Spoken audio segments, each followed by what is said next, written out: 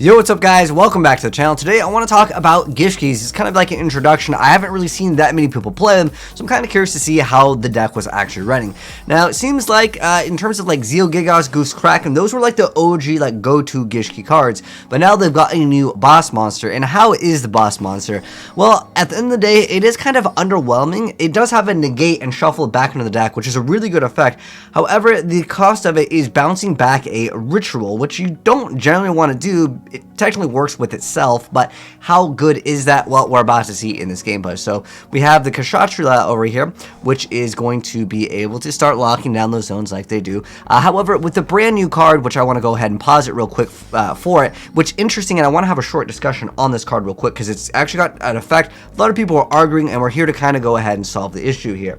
So it says that it can be used to ritual summon any Gishki ritual monster, but you must also tribute either one face-up monster opponent controls or monsters from your hand or field whose total levels exactly equal the level of the ritual monster you ritual summon. So this one happens to be a rank 7. Now, obviously, we busted out YuGiOh Gishki, which, well, YuGiOh Gishki isn't exactly a level or rank 7 monster.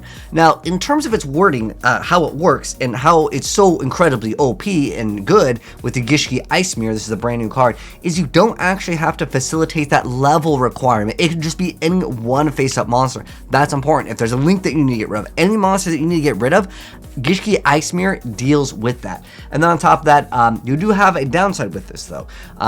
The downside is if you you have to lose life points equal to the summoned monster's original attack. So there is a cost to when you go for it. And if this card is in your graveyard, you get to target a Gishki monster in your graveyard, place it on the top of the deck, and if you do, place this card on the bottom of this deck. So it lets you kind of stack your deck for whatever you need. So YuGiOh Gishki is still going to be seeing play in the deck. However, in terms of like it being like a kind of a YuGiOh Gishki turbo deck, it doesn't really see it in that orientation as much anymore. This is the new boss monster. So it's the P.O Gishki AzneyesWhitedragon over here. So you ritual summon with any Gishki ritual spell, but if this card is ritual summon, you can target a water monster graveyard and special summon it. And that monster that you special summon is actually going to be one of the newer monsters, which is called Grim Gishki. Now, Grim Gishki has the ability to make it so if it's normal or special, you get to summon a Gishki from your deck, except for itself. You can't attack for the rest of the turn except for with the ritual monster. So there's another downside with this card. So again, these compounding downsides are going to start to add up. You take damage,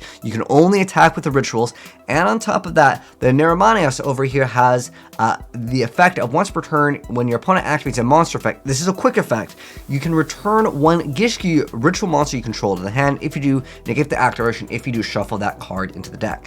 Now, if this deck wanted to become meta, we need to be able to just shuffle a Gishki monster. If it had that, this deck would actually be good. But because this is like your boss monster, it's a 3000, it's got decent stats, and this card would actually have to be bounced back if you want to get the negate and shuffle back into the deck. But you can use new Grim Gishki to bring out Gishki Abyss. Gishki Abyss is not a once per turn, so when it's summoned, you get to add another Gishki monster with 1000 or less defense.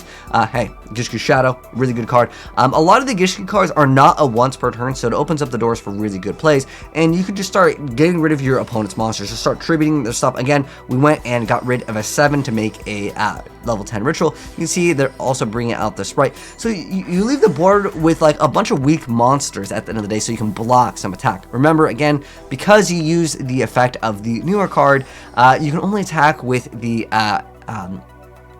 ritual monsters for the rest of the turn, and I think that is one of the downsides of this deck, at least at the current stage. We may get another Gishki support card. What I'm really looking forward to is something to get out like another like Gishki ritual monster real easy that you can have as a tribute target. But a lot of times with boss monsters, you want that boss monster to stay. So this is kind of like the main problem with this deck at the end of the day.